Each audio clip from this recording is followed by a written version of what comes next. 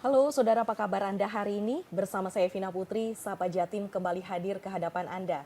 Saudara, pemerintah Indonesia melalui Kementerian Pariwisata dan Ekonomi Kreatif terus menggencarkan beragam upaya untuk membangkitkan potensi para pelaku UMKM melalui produk yang ada di daerah masing-masing di seluruh Indonesia.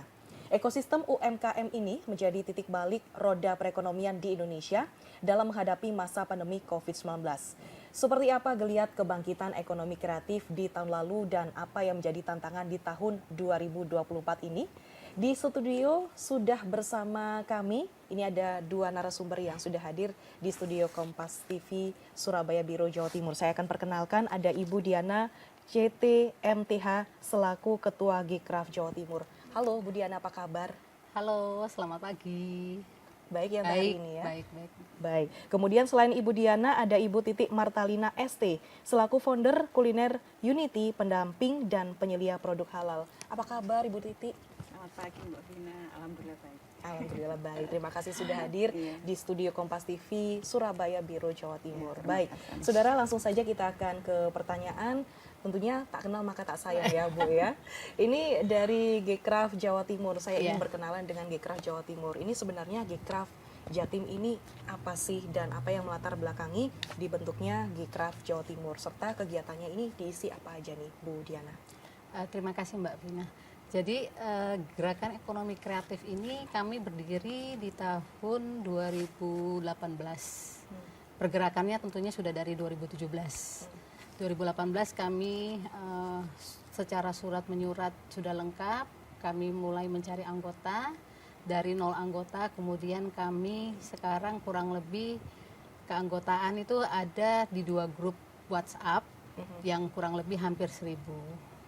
Dan dibilang ekonomi kreatif ini tentang apa? Ya tentang 17 subsektor ekonomi kreatif itu sendiri.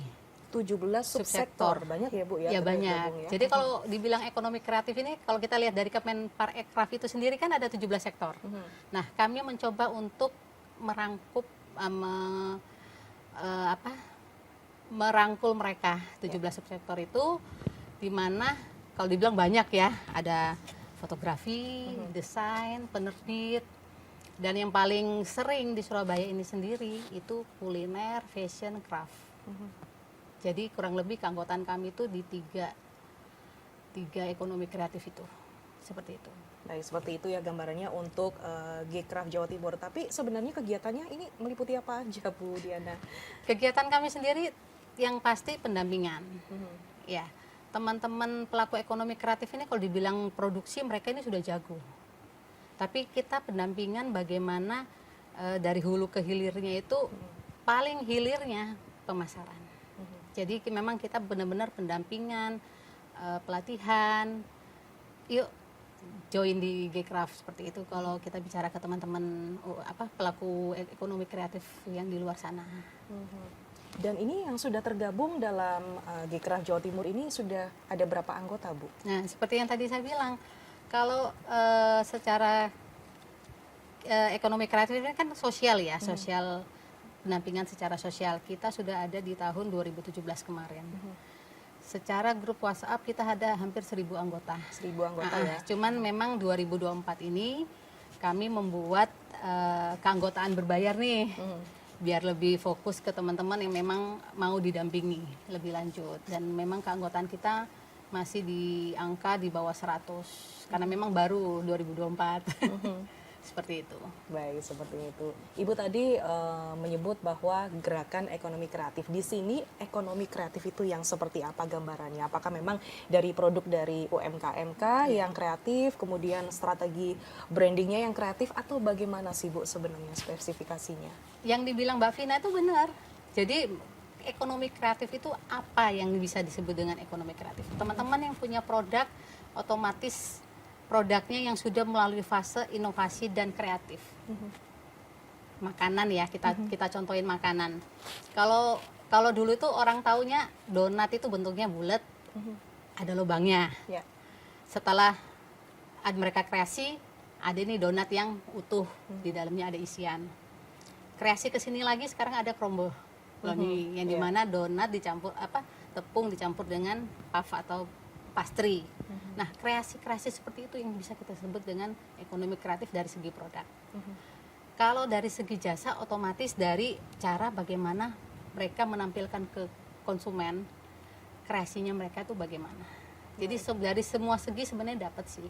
Yang penting ada inovasi dan kreatifnya. Ada inovasi dan juga kreatifnya, begitu ya, Bu. Benar. Nah, ini kan kemarin kita dihadapkan pandemi COVID-19. Ini kan untuk produk UMKM juga naik turun ya, Bu ya, untuk pemasukannya. Kemudian di tahun 2023 ini sudah mulai bangkit kembali. Kemudian sampai di 2024 ini sebenarnya untuk potensi tren perkembangannya seperti apa untuk ekonomi kreatif di Jawa Timur? Perkembangan ekonomi kreatif di Jawa Timur itu meningkat. Ya, karena sebenarnya akibat pandemi kemarin teman-teman itu mudah untuk berpindah dari mereka mempunyai toko offline ke online. Jadi seperti tadi yang saya bilang, ekonomi kreatif yang mereka sudah dari produk, ketika kita mau mengajarkan tentang perpindahan ekosistem ini ya, dari offline ke online, mereka gampang. Dan itu memudahkan mereka untuk berjualan. Dan selama pandemi kemarin sebenarnya ya mungkin ada yang tidak bisa menjual karena memang nggak ngerti online-nya. Tapi teman-teman yang ngerti online itu bisa loh. Dan memang omset mereka itu tinggi pada saat pandemi kemarin. Seperti itu. Oke, baik. Nah, ini seperti yang produk di hari ini yang sudah dibawa ya oleh Bu Titi begitu. Nah, ini Bu Titi, ini sebenarnya bawa produk apa sih? Ini juga masuk ya dalam sektor gerakan ekonomi kreatif begitu ya. Baik. Masuk juga. Bu Titi, ini bisa diceritakan, ini produk kulinernya dari Unity ini sebenarnya produk apa sih, Bu? Ya. Terima kasih Mbak Vina. Begini, awalnya kami itu kan bergerak di bidang rumah makan ya, atau warung makan. Itu konsep kita waktu itu untuk warung makan murah. Targetnya adalah mahasiswa. Jadi kami bukanya di kampus gitu. Kemudian datanglah pandemi kemarin yang sangat excited ya. Merubah kita semua harus berpikir lebih keras lagi gimana supaya masih bisa jualan. Nah, kebetulan saya kan sama Bu Diana ini udah kenal lama. Kita juga istilahnya awalnya bersama gitu untuk UMKM juga. Bu Diana juga produknya sambal kan. Saya produknya dari awal memang rendang gitu. Nah, kemudian saya bilang sama Bu Diana, Mbak, ini saya lagi gini gimana nih, warung pada tutup semua, saya harus jualan pakai gimana caranya gitu kan. Akhirnya kita diskusi, akhirnya terbentuklah produk ini Mbak. Jadi produk kami ini semua dikemas dalam kemasan retort dan ini non pengawet. Jadi produk saya ada dua, satu ada pengawetnya, satu nggak ada pengawet. Nah, jadi kalau yang ada kebetulan untuk konsumen yang tidak bisa menggunakan pengawet kan, karena mungkin anak-anak ABK itu kan juga nggak boleh ABK itu. Kemudian ini kita buat produk yang non pengawet yang seperti ini kemasannya. Nah, ini bisa kita kirim sampai ke luar pulau.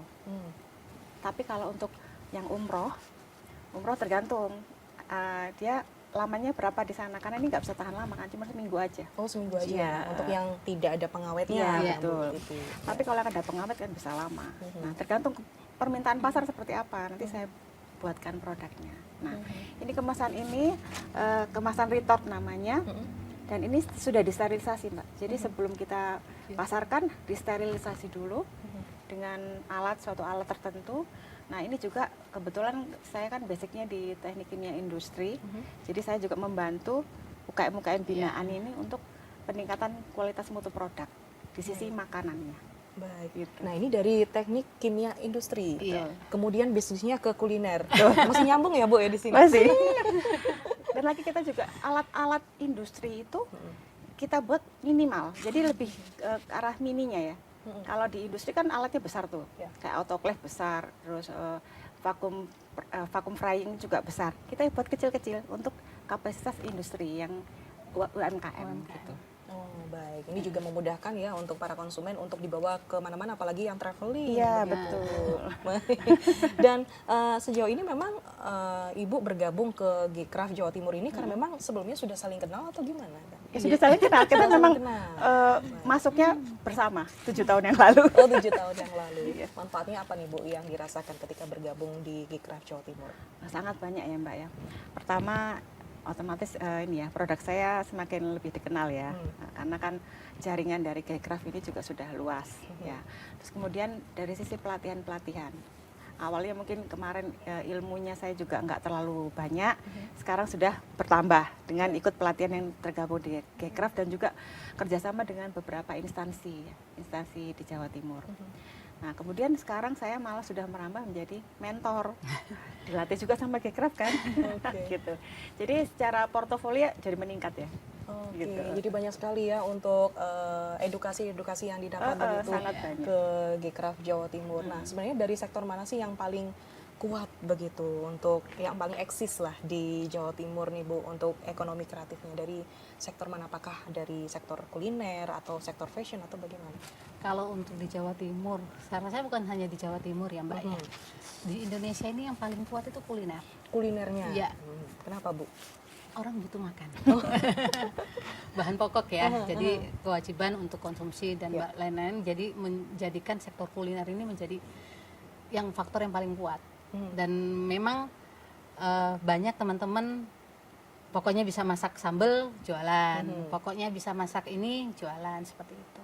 Baik, ini sektor kuliner ya yang paling Iya. kuat begitu. Nah Bu, ini dengar-dengar katanya Oktober mendatang ini kan semua UMKM ini wajib punya sertifikat halal. Benar. Nah mungkin dari rekan-rekan Gcraft dan juga pelaku UMKM, Bu Titi mungkin bisa berbagi untuk kita semua bagaimana sih strateginya untuk mendapatkan sertifikat halal tersebut, dan sejauh ini bagaimana juga untuk sosialisasi yang sudah dilakukan. Tapi jangan dijawab dulu, sesaat lagi saudara kita akan membahas lengkapnya di Sapa Jatim. Tetap bersama kami.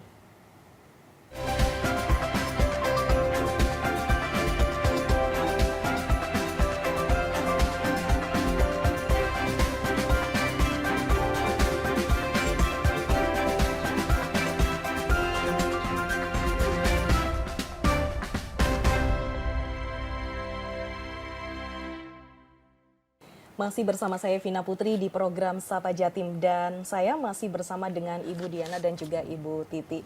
Dan Bu, ini tadi kan sebelum jeda tadi saya sempat menanyakan di Oktober mendatang ini semua UMKM ini wajib untuk mendapatkan sertifikat halal. Tapi sebelum saya mengarah ke sana nih Bu, kalau boleh tahu sejauh ini kalau dari para anggota yang sudah tergabung di Gcraft Jawa Timur, ini bagaimana? Sudahkah mendapatkan sertifikat halal, kemudian bentuk-bentuk perizinan PIRT-nya itu apakah sudah semuanya atau bagaimana? Jadi begini Mbak Vina, makasih ya atas pertanyaannya. Sebelum kita ada link nih untuk pendataan anggota. Jadi di link itu kami menanyakan perizinan usaha yang mereka punya. Dari situ kami memfasilitasi mereka jika mereka ingin, ini ada yang baru mulai usaha ternyata nggak punya nomor induk berusaha. Otomatis kalau nomor induk berusaha mereka belum punya, yang lainnya itu pasti belum punya. Karena utamanya itu di NIB-nya. Jadi kami bertanya kepada mereka, ini mau nggak? Kalau memang mau didampingi, kami fasilitasi, kami buatkan NIB, PIRT. Dari Gcraft-nya sendiri Dari yang membuatkan? Gcraft. Kebetulan di tim kami juga ada pendamping-pendamping UMKM yang memang mereka memang ranahnya untuk mendampingi di perizinan. Jadi kayak produk yang bisa di PIRT, kita buatkan PIRT, kemudian ada mereka yang ke BPOM, kita dampingi juga untuk pemberkasan di BPOM. Baik. Seperti itu. Sampai di halalnya ya, apalagi Oktober besok itu semuanya wajib halal. Wajib halal ya, dan ini memang wajib untuk para UMKM. Wajib sekali. Sosialisasi ini bentuknya seperti apa nih Bu? Apakah sudah dilakukan mulai sekarang atau memang sejak dulu-dulu ini memang sudah digaungkan nih oleh teman-teman Gcraft? Sudah dari dulu. Sudah dari dulu ya? itu kita sering mengadakan sosialisasi yang dimana pertemuan kami datangkan, mereka datang untuk pertemuan di situ. Kemudian kebetulan di bawah Gcraft itu ada pendamping PPH, salah satu di sebelah saya. Bu Titi. Bu Titi.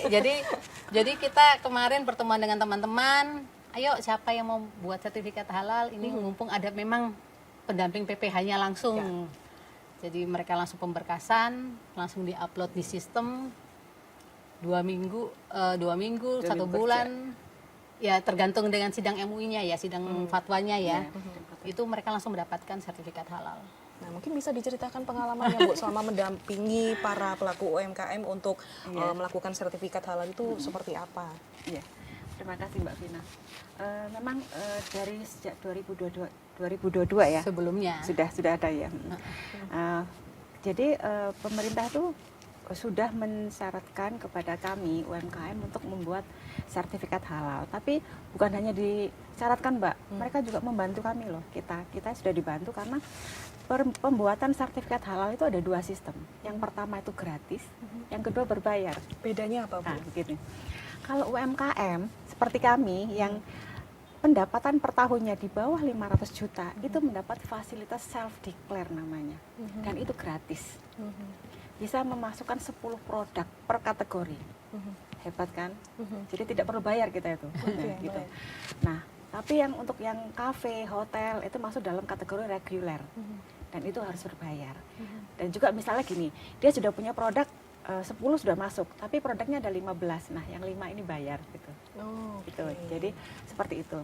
Nah, kami sebagai pendamping PPH dan penyelia produk halal itu sudah memberikan sosialisasi kepada para UKM dan rata-rata mereka tuh takut karena pajak.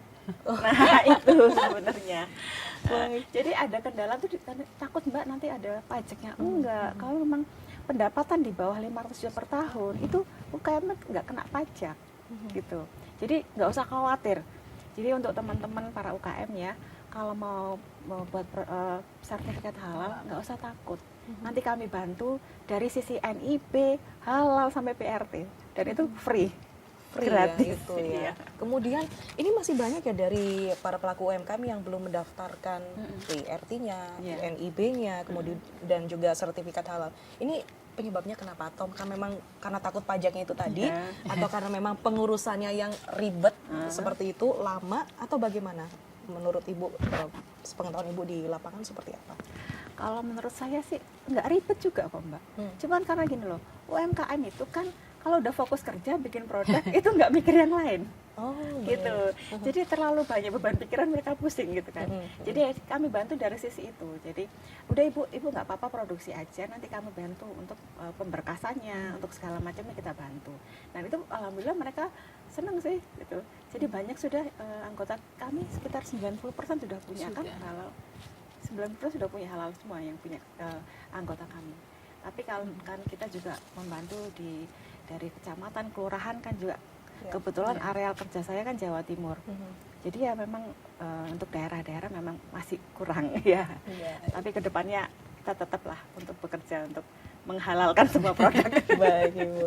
Nah Bu, ini yang pengetahuan saya ya, di luar ini ada salah satu para pelaku UMKM yang memang sudah mendapatkan sertifikat halal. Kemudian dia menitipkan ke sebuah toko, tapi toko itu menolak, katanya belum ada BPOM. Untuk kasus yang seperti ini gimana nih Bu? Ya mungkin itu ahlinya Bu Diana untuk CPPOB. Jadi di beberapa toko offline ya, itu memang mewajibkan BPOM. Karena memang untuk proses penjualan di toko tersebut kan tidak hanya seminggu, sebulan, kan ada proses lama untuk penjualan produk tersebut. Dan itu memang sudah peraturan dari atas ya. Peraturan, kalau dibilang peraturan ya harus kita turutin. Jadi kalau peraturan dari atas mengatakan bahwa kalau di toko offline tersebut harus perizinannya NIB, BPOM, halal, ya mau tidak mau kita turutin. Tapi memang sebenarnya tidak semua produk UMKM itu harus BPOM. Jadi ada beberapa yang memang ranahnya pemerintah sudah bagi. Ini keripik dan lain-lain ini masuk bisa PIRT, nggak perlu BPOM. Kalau untuk kayak rendang atau frozen itu harus BPOM. Itu sudah dibagi dan memang kita sebagai UMKM, kita sebagai pendamping UMKM juga ya harus nurut dong. Jadi kita tinggal sosialisasi aja ke teman-teman. Jadi memang kalau harus BPOM, ayo kita dampingi. BPOM juga tidak mempersulit sebenarnya untuk teman-teman UMKM untuk mengurus perizinan BPOM. Apalagi tahun ini dibuka lagi nih Gempur Jatim untuk membuat BPOM-nya itu. Baik, mungkin bisa diperlihatkan ini seperti apa sih untuk sertifikat halalnya, kemudian kode PIRT-nya. Ini yang seperti apa ini Bu? Kalau boleh tahu. Ini kan kalau PRT biasanya kita ini Desain label itu biasa sudah disyaratkan dari waktu saat kita pengurusan ya, sudah disyaratkan ini harus ada gambar, harus ada komposisi gitu ya. Nah PRT seperti ini, jadi ini PRT seperti kita tulis di bawah seperti ini, ada beberapa angka. Kemudian halal sertifikat, kalau kita sudah terbit sertifikat halal, ada angka di sini yang tercantum, harus kita tempel di stikernya seperti ini. Seperti ini ya, gambar wayang ini yang ungu. Ini yang baru. Kalau yang lama tulisan hijau kalau nggak Hijau salah. ya. Itu masih berlaku sampai expirednya nanti, kemudian baru diganti dengan yang ini. Jadi kalau misalnya kok ini masih hijau belum ungu, nggak apa-apa, itu masih berlaku. Tapi ini memang berlaku untuk selama-lamanya atau Ini bagaimana? selama-lamanya. baik. Kecuali kalau ada perubahan komposisi dari suatu produk, misalnya ada perubahan, misalnya maaf ya, misal bawang merah diganti apa gitu kan, itu berubah nanti, harus diurus Harus ulang. ngajukan. Oh, mengajukan ulang Iya. lagi kalau memang berubah komposisi Iya. bahannya begitu. Tapi kalau tidak ada Baik. perubahan komposisi, ini berlaku selamanya. Kalau yang lama kan ada expired ya, kalau ini enggak selamanya. Yang selamanya itu yang sertifikat Yang halal, halal. PIRT-nya Halal. Halal. Kalau Halal. yang PIRT PIRT ada tahunnya. Ada ada tahunnya tahunnya. juga. Iya. Oh, ada masanya juga Ada begitu ya Bu masanya. untuk mengurus ulang lagi. Nah Bu, ini sebenarnya kalau kita membuat suatu produk, ini sebenarnya kita membuat produknya dulu atau membuat namanya dulu? Karena ini yang terjadi di lapangan ini juga yang saya tahu ini sudah berjualan bertahun-tahun. Kemudian Yeah. dia juga ada nama produknya, sudah branding di mana-mana. Kemudian mengurus perizinan ternyata ditolak karena memang namanya sama. Kasus seperti ini bagaimana Bu? Apakah harus rebranding ulang untuk brandingnya atau bagaimana? Apakah nanti tidak konsumennya tidak akan lari atau bagaimana kalau misalkan namanya berubah? Oh, terima kasih. Saya dulu nih ya. Jadi pendampingan kami di Gcraft itu kita mendampingi dari hulu ke hilir itu untuk seperti tadi Ya. mencegah nama yang sama. Jadi sebenarnya kalau dia tidak mendaftarkan ke HAKI, hak paten, mereknya itu sebenarnya aman-aman aja dia memakai nama tersebut. Tapi kalau dia ingin besar, ya setiap orang itu kan pengen usahanya tambah besar. Ya. Jadi dia harus mendaftarkan nih namanya supaya lebih dikenal orang atau bagaimana. Kita sarankan itu sebenarnya mencari namanya dulu. Mencari nama dulu. Mencari Baik. namanya dulu. Baru produknya ya. Baru produknya. Tetapi di lapangan membuat produk dulu baru mencari nama. Oke. Jadi ada beberapa teman yang ketika sudah punya produk itu, kemudian ketika konsultasi ke kami itu, saya tanya, ini nama usahanya apa? "Ah, nama usaha itu apa ya Mbak?" Kita nih jadi bingung. Terus ini tulisannya umpamanya ini sambal klotok, khas Surabaya kan ini ya, sambal klotok. Cuma di desain itu cuma sambal klotok. Sambal klotok komposisi ini berat bersih segini. Ketika kita mau membantu mereka dalam hal perizinan kan memang di beberapa opsi yang harus kita isikan nama usaha, apa, nama mereknya apa, dan mereka sebenarnya blank. Akhirnya saya bilang, ayo mau dibantu untuk namanya. Nah, ketika mereka bilang, oh ya saya mau sambal BR. Oke, berarti mereknya kan BR. Nah, cerita BR ini ketika kami bantu untuk di HAKI kosong. Tetapi ternyata HAKI ini kan mendunia, bukan hanya kita bicara secara Indonesia. Ya. Dan itu setelah didaftarkan tidak bisa terbit, Mbak. Karena memang ada sanggahan. Sanggahan dari yang punya BR. Oke, dari internasional ya. Dari Bu, ya? internasional. Baik. Dan akhirnya saya bilang, kita nggak usah lanjut yang BR deh. Baik. Kita pakai yang nama lain, cari nama lain lagi. Jadi seperti itu sebenarnya. Eman kalau seperti tadi Mbak Vina bilang kan, ada yang sudah jualan, sudah buat, sudah 1 tahun, 2 tahun, 5 tahun, namanya sudah dikenal oleh customer. Ternyata pada saat dia mendaftarkan merek nggak bisa. Itu sudah dipegang nama lain. Sebenarnya opsinya ada 2. Tetap mau melanjutkan nama tersebut dengan satu syarat bahwa ada saingan bisnisnya yang juga nama yang sama, atau mau rebranding. Nah, saran kita sebenarnya rebranding. Jadi mencari nama lain yang mungkin mendekat atau beda, tapi dengan satu pola yang menjelaskan ke customer. Nah, saat ini juga Bu Titi branding nih. Bu Titi pengalaman juga Pengalaman ya. juga. Ini produknya ini yang dari nama A menjadi nama B dan ternyata penjualan juga masih masuk terus nih. Nah, Masih masuk terus ya penjualannya Bu ya, dan ini memang lebih baik cadangannya buat 3 produk ya. 3 nama. 3 nama. Buat nanti buat jaga-jaga begitu. Nah, sejauh ini bagaimana nih Bu peran dari pemerintah kemudian stakeholder dalam membantu mengembangkan ekonomi kreatif di Jawa Timur? Tapi nanti bisa dijawab ya di segmen Ya. berikutnya. Tetap di Sapa Jatim.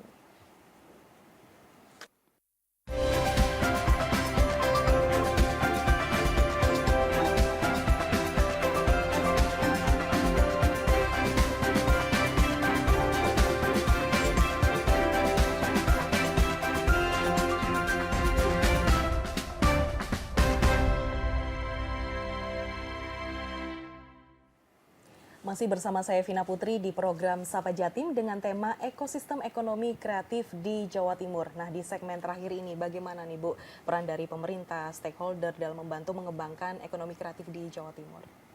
siapa dulu nih? Silakan Bu Titi dulu atau Bu Diana dulu. Bisa saya dulu nggak apa-apa. Ya. Jadi gini, pemerintah itu sudah memfasilitasi kami sebenarnya. Khususnya kalau di Jatim kita ada di Kemenkop Jatim ya, itu kita sudah bergabung ya Mbak Dia. Diskop Jatim. Diskop Jatim juga itu membantu kita untuk dari sisi pelatihan dan perizinan. Kemudian dari kalau khusus Surabaya, Siola ya. Iya. Kita ada 1 atap di Siola. Kemudian kalau untuk yang nasional itu Kemenkop. Yang kita difasilitasi di kampus UKM. Nah, di kampus UKM itu kita diberi pelatihan semua yang berhubungan dengan UKM. Dari produksi sampai ekspor. Ada di situ semua. Jadi tergantung kitanya sebagai UMKM. Ini udah ada jalurnya. Mau dipakai enggak jalurnya gitu. Baik. Ya, cuman gitu aja. Jadi kalau kita memang mau upscaling ya, itu memang harus menyediakan waktu untuk maulah membranding diri, memperkaya ilmu. Jadi jangan hanya berkutat di masalah pembuatan produk gitu. Karena kan ilmu tuh selalu berubah, bertambah. Jadi kita memang sudah dibantu, sudah ada fasilitas, ya sudah kita manfaatkan. Gitu. Bu Diana mungkin Jadi, menambahkan? Saya tambahkan sedikit ya. Benar yang dibilang oleh Bu Titi bahwa memang pemerintah sekarang itu banyak memberikan fasilitas untuk teman-teman UMKM. Dan di sini kami merasa senang gitu, mulai dari perizinan, apalagi tadi yang dibilang kalau kita di Surabaya ini sebenarnya bisa ke Siola.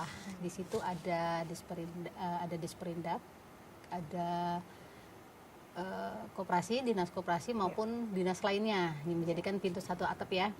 Kemudian secara Jawa Timur itu teman-teman banyak ke yang provinsi, Diskop Jatim, Disperindak, dinas perdagangan yang Jawa Timur. Kemudian nasional pun selain Kemenkop itu ada Kemenparekraf, banyak kementerian lainnya memang sudah support. Jadi memang tinggal UMKM-nya nih bagaimana nih mau belajar nggak? Karena rata-rata UMKM itu dirjen. Maksudnya gimana Bu? Direktur Ijen. Oh, Direktur Ijen, masak ya dia, jualan iya, beli bahan ya iya, apalagi pembukuan iya, terus bagaimana? Kalau dia mau mengikuti pelatihan-pelatihan yang diadakan oleh pemerintah, itu untuk upscaling mereka. Seperti itu. Menarik sekali ya untuk singkatannya Dirjen. Dirjen. Nah Bu, kalau masyarakat ingin mendapatkan produk dari UMKM Ibu ini bisa kemana sih Bu untuk mendapatkannya? Ya, makasih Mbak Dina.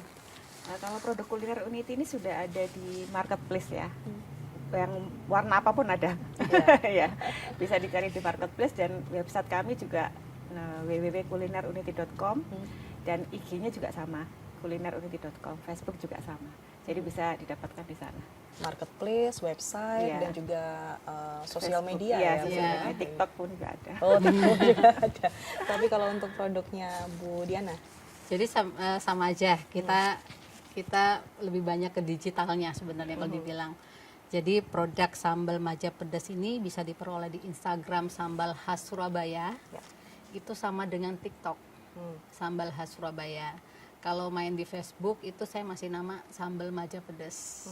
Jadi bisa langsung ke sana SDM untuk memperoleh sambal ini. Baik. Satu lagi nih Bu, untuk masyarakat yang ingin bergabung di Gecraft Jawa Timur ini apa persyaratannya Bu? Persyaratannya mudah. KTP, mengisi data di link, kemudian membayar iuran tahunan. Baik. Itu Seperti aja ya, itu. Bu, ya? Hubungin di 08515 998 9930. Nah, ini di nomornya siapa nih Bu? Admin. Adminnya, ada admin Ada sendiri admin ya? sendiri yang megang. Nanti jangan-jangan kalau mereka hubungin ternyata saya masih di sini. Oke, baik. Jadi ada adminnya. Oke ya, ada admin yang mengurus untuk para pelaku UMKM yang Iya. bergabung ya Bu ya Iya, di betul. Gecraft Jawa Timur. Baik, terima kasih sekali lagi Bu Diana selaku Sama-sama. Ketua Gecraft Jawa Timur dan juga ada Ibu Titi selaku founder dari Kuliner Unity dan juga pendamping serta penyelia produk halal. Dan untuk itu, saudara, setelah kita berbincang tadi, memang dengan hadirnya Gecraft, Gerakan Ekonomi Kreatif, untuk mendampingi para pelaku UMKM ini ternyata mempunyai peran yang cukup besar dalam membantu mengembangkan usaha mereka yang bersifat inovatif, kreatif, dan juga berdaya guna. Dan untuk itu, kita sebagai konsumen ya, harusnya cinta dengan produk dalam negeri. Karena apa? Karena memang kalau bukan dari kita sendiri, siapa lagi begitu, saudara. Kita harus bangga dengan produk lokal kita. Ini juga turut membantu mendorong meningkatkan perekonomian kreatif di Jawa Timur, terutama untuk para pelaku UMKM. Saya Vina Putri pamit, terima kasih kebersamaannya. Kita berjumpa lagi di Sapa Jati berikutnya.